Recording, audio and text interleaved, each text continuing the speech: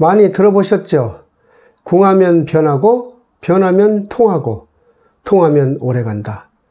주역 계사편에 나오는 얘기입니다.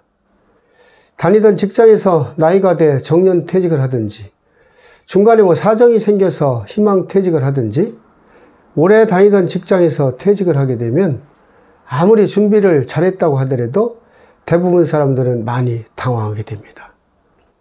누구나 다 겪는 일이고 예고되어 있던 일이라고 하더라도 막상 그 상황에 이르게 되면 아, 이제 인생의 막다른 그런 과정이 온 것 같다는 그런 단절감, 또 소외감, 우울감을 느끼게 된다는 거죠. 그러나 이것이 어차피 겪는 그런 과정이라면 좀 발상을 좀 바꿔서 이제부터는 나만을 위해 살아가야지 하는 그런 시작점이라는 생각을 한다면 더 행복한 삶이 될 수 있다는 그런 말씀을 드립니다. 나이가 들어서 직장에서 퇴직을 했는데 뭐가 행복하겠어? 이런 생각을 가지면 안 된다는 거죠. 사람은 자신이 행복해지려고 결심한 강도에 따라 그만큼 행복할 수 있다고 에이브라함 링컨은 얘기했습니다. 퇴직 후 노후의 행복감은 마음을 어떻게 변화시키느냐에 따라서 많이 달라질 것입니다. 오늘은 퇴직 후 자신을 변화시켜서 더 행복하게 살고 있는 사람들이 조언하는 5가지에 대해서 말씀을 드려보도록 하겠습니다. 그래서 이야기의 제목을 퇴직, 정년, 은퇴 준비, 이렇게 안 변하면 힘들어진다. 이렇게 한번 붙여봤습니다. 퇴직 후 변해야 할 것 첫 번째, 일의 노예가 되지 말아야 합니다. 행복은 일과 밀접한 관계가 있습니다. 일이 있는 사람은 행복할 기본 요소를 갖추었다고 할 수 있죠. 그래서 많은 노후 전문가들은 퇴직 후에도 자신만의 일을 가져야 된다고 권고하고 있습니다. 그러면서 하면 된다, 끊임없이 도전을 하면서 70대, 80대의 나이에도 큰 성과를 낸 사람들의 예를 들죠. 그러나 이런 얘기에 너무 현혹돼서는 안 될 것입니다. 단지 참고만 하시고 나는 왜 그런 사람이 되지 못하나 라며 좌절하거나 강박관념을 가질 필요는 절대로 없습니다. 일이 있는 것이 도리어 스트레스가 될 수 있다면 오히려 일이 없는 것만 못한다는 거죠. 퇴직 후 노예 생활은 일의 노예가 되지 말고 느긋한 자세로 사는 것이 행복한 생활 방법이라고 조언하고 있죠. 퇴직 후 변해야 될 것 두 번째, 오늘, 지금을 즐겨라입니다. 죽은 시인의 사이라는 그런 영화를 통해서 유명해진 말이 있죠. 까르페 디엠. 원래는 라틴어로 현재를 즐겨라, 현재를 잡아라 이런 의미를 가지고 있습니다. 명상록의 저자로 잘 알려진 로마의 16대 황제 마르쿠스 아우렐리우스는 현재가 가장 귀중한 선물임을 깨달아야 된다고 그렇게 얘기했습니다. 은퇴 후 퇴직 후의 삶에 행복하려면 무엇보다도 오늘, 지금을 마치 선물 받은 것처럼 기뻐하고 즐겨야 한다는 거죠. 일을 하더라도 즐거워해야 되고 가족과 함께 있더라도 최대한 즐겁게 즐겨야 합니다. 왜냐하면 우리에겐 앞으로 남아있는 시간이 별로 없기 때문이죠. 퇴직 후 변해야 될 것 세 번째, 바로 3등에 만족하라입니다. 우리는 늘 1등에 세뇌당하면서 살아왔죠. 1등을 해야 성공으로 행복으로만 알았습니다. 그러나 솔직히 1등은 아무나 하는 게 아니죠.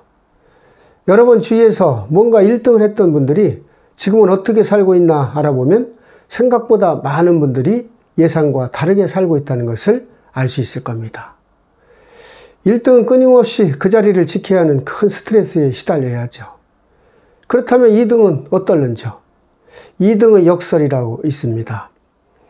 금메달 문턱에서 아쉽게 패한 은메달 수상자는 금메달 리스트를 쳐다보면서 내가 조금만 더 했으면 저 메달을 내가 딸 수 있었을 텐데 하면서 많이 속상해한다는 거죠. 반면 동메달을 딴 사람은 어휴, 내가 잘못했으면 이 동메달조차 못 땄을 텐데 참 다행이다 하면서 큰 행복감을 느낀다는 겁니다. 이것이 곧 2등의 역설이라는 그런 얘기죠. 실제로 이러한 현상을 두고 많은 심리학자들이 연구물을 내놓기도 했습니다. 1992년 바르셀로나 그런 하계올림픽을 대상으로 미국 코넬대 연구팀은 인격과 사회심리학 저널에 발표한 논문에서 올림픽 시상식 사진을 분석한 결과 동메달 수상자가 은메달 수상자보다 더 높은 행복도를 보이고 있다고 설명하고 있습니다. 은퇴 후에도 남보다 앞서 1등 하기를 원한다면 그것은 자칫 노욕으로 비칠 수 있죠.